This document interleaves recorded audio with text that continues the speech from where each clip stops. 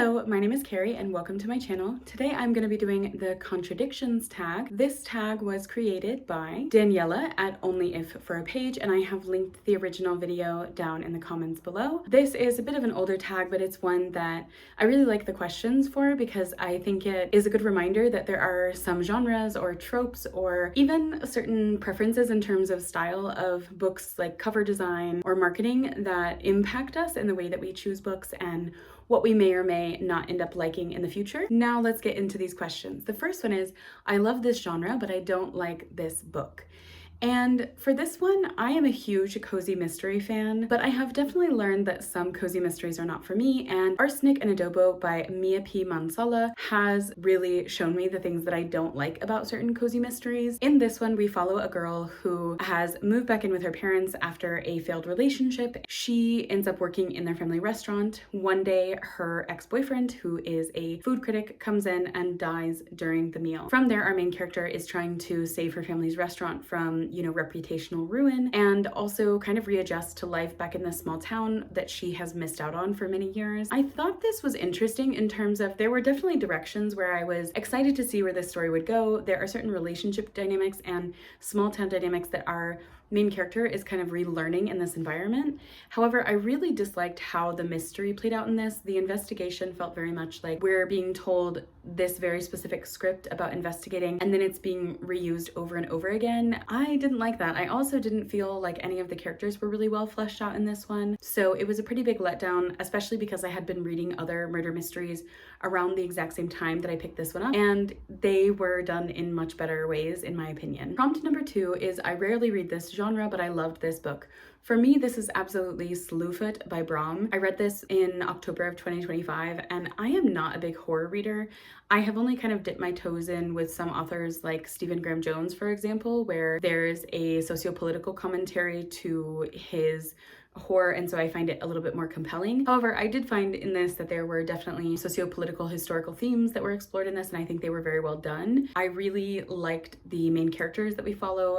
The story starts out with this woman who is living in the Puritan times in the United States, and her husband has never really defended her or stuck up for them, and he is bossed around by his brother, and something happens. The main character, I think her name was Abatha, she is left on her own in a time where this is very much taboo, and she's heavily ostracized for her attitudes and opinions and things like this. So it had a lot of substance to the story, even though it definitely leans into gory horror eventually. I wasn't that squeamish about it because it was such a compelling read. Prompt number 3 is, I love this trope, but I didn't love this book. This one I felt a little conflicted about because I do like this trope, even though I think it's hard to do it very well, and that is second chance romance. I have had some books that I've read that I do think successfully did this trope in such beautiful ways, and so that is really where my love for this trope comes through. However, it's often very difficult to find a book that does this in a way that really sells me on either the love of the characters in the past or really makes me believe that they need to be together now in the present.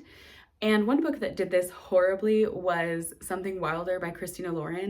I could never buy into that they cared so much for each other in the past. And so when the present relationship started, I just didn't feel anything for the main characters or their chemistry.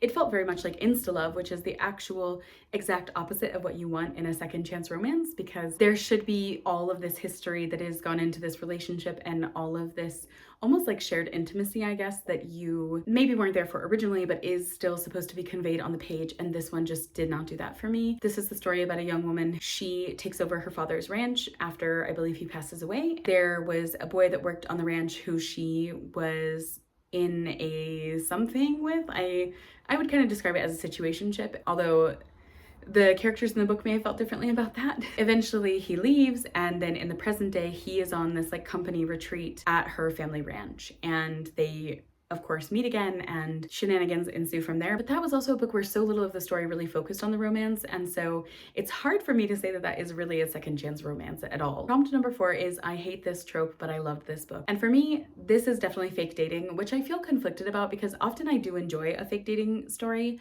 but some of them are so incredibly cringeworthy, or it doesn't seem believable as to why they're fake dating. For this one, I picked You Started It by Khalilieh because I do think that this very convincingly sells the fake dating story. This follows a young girl, I believe her name is Jamie, and she is about to start her senior year of high school. She has been dating a guy, I believe his name was Ben, for the entirety of like her high school career, and they came up with this senior year bucket list. However, the day before senior year starts, he breaks up with her. This really shatters her world, and she ends up in a fake dating relationship with this guy named Axel, who is kind of blowing up on TikTok as this like very popular personality. And Jamie is trying to process her breakup, but also trying to make her ex-boyfriend jealous. And Axel is kind of the exact opposite of Jamie. It was just such a beautiful story. I really loved the way that the fake dating was incorporated into this one, and the characters were just so amazing. Prompt number 5 is I love this author, but I didn't like this book. I often find that there are authors where if I start reading more of their books,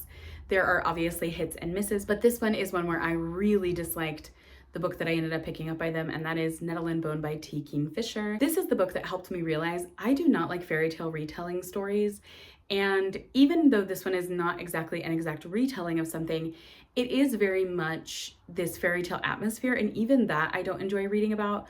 So I'm kind of glad that I read this in a way, because it definitely helped me realize something about my reading, but also it was so excruciating making my way through that book. I just could not get into it. I really felt like, is something wrong with me, because this is a book that so many people love, but I definitely prefer T. Kingfisher's books, like the What Moves the Dead trilogy. I don't know if it will actually be more than a trilogy at this point, but those books are much more my speed than Nettle and Bone. Prompt number 6 is I previously disliked a book by this author, but I loved this book. For this one, I chose Nisha Sharma.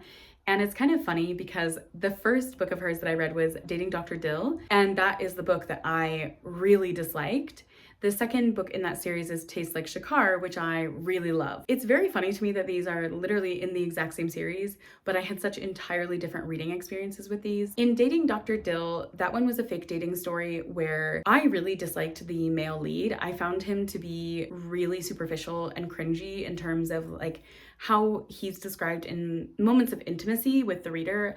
There is some depth that he's given later, but also there were bigger problems that I had in that book in terms of how it was written. For example, we know from the beginning of the book that the male main character, his wife, passed away. And in the book, there's 2 entirely different explanations for what she passed away from. And that is really insane to me that that made it through the editing process.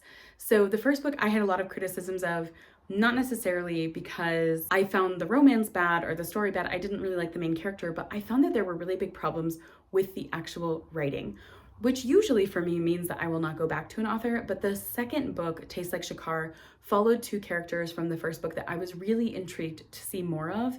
And I'm so glad that I did that, because I really enjoyed that book. I also liked the way the relationship dynamics played out in that one a little bit more. So I am glad that I went back and gave this author another chance, because she has written across many different genres, and I would like to pick up a wider variety of her books, because I do really like her characters. I do find them fun and entertaining and very, like, you want to be friends with them, and I really enjoy that aspect to these stories. Prompt number 7 is I love this cover, but I didn't like this book. This one still hurts because I love this cover so much. I think it's beautiful. I really love the plants and flowers, and that is The Great Divide by Christina Henríquez.